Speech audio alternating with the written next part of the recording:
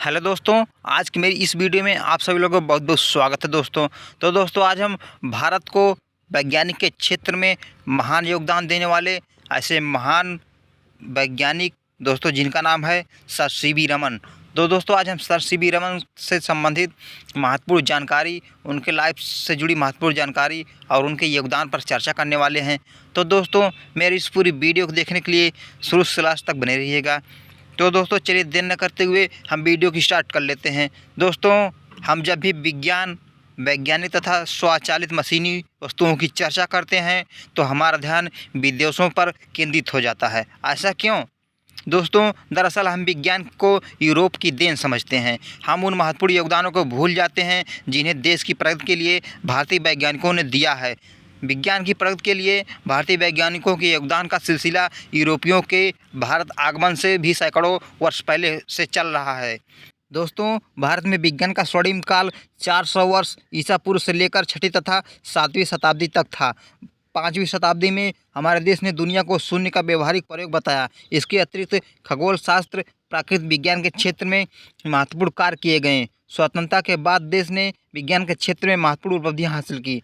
तो दोस्तों आइए सर सीवी रमन जी के जीवन पर थोड़ा प्रकाश डाल लेते हैं। दोस्तों हमारे देश में कई वर्षों से 28 फरवरी राष्ट्रीय विज्ञान दिवस के रूप में मनाया जाता है। इस दिन विद्यालयों एवं अन्य संस्थाओं में विज्ञान एवं तकनीकी के क्षेत्र में विशिष्ट योगदान देने के लिए लोग पुरस्कृत किए जाते हैं। जानते हैं क्यों? दोस्तों क्योंकि इसी दिन सन 1928 में सर सीवी रमन ने सस्ते सरल उपकरणों का प्रयोग करके एक महत्वपूर्ण खोज की थी। दोस्तों इस खोज को रमन इफेक्ट के नाम से जाना जाता है। इस महत्वपूर्ण खोज के लिए रमन को अंतर्राष्ट्रीय नोबेल पुरस्कार से सम्मानित किया गया था। दोस्तों महान वैज्ञानिक सर सीवी रमन का पूरा नाम चंद्रशेखर वेंकट रमन था। इनका जन्म 7 नवंबर सन 1888 में तमिलनाडु प्रांत के तिरुचिरापल्ली नामक नगर में हुआ था। इनके पिता चंद्रशेखर एक कॉलेज में प्राध्यापक थे। दोस्तों रमन के पिता को ज्योतिष शास्त्र और संगीत में बहुत रुचि थी। वेंकट रमन की आरंभिक पढ़ाई जिस विद्यालय में हुई वह समुद्र के किनारे स्थित था। दोस्तों उन्हें अपनी कक्षा की खिड़की से बाहर समुद्र की अगाध जलराशि दिखाई देती थी।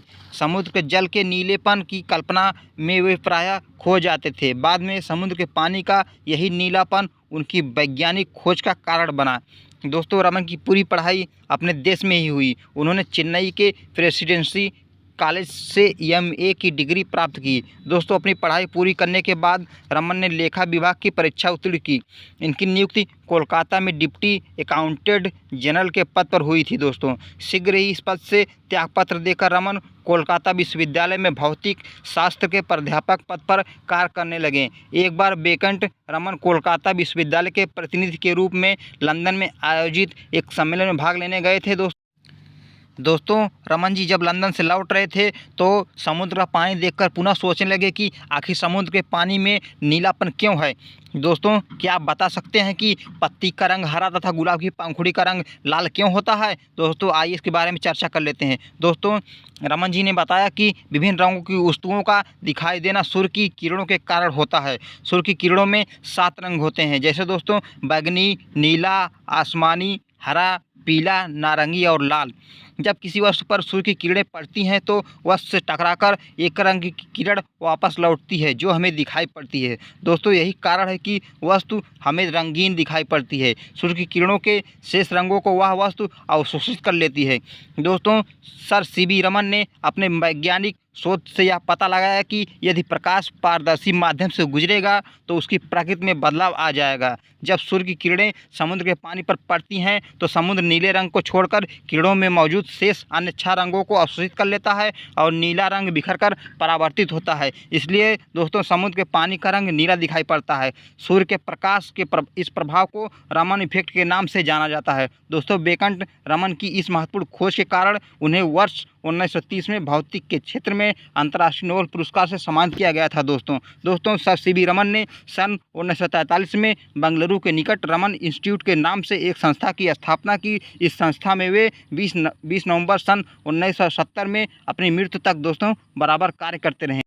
तो दोस्तों इस प्रकार हमारे महान वैज्ञानिक सर सीवी रमन जी की 1970 में मृत्यु हो जाती है।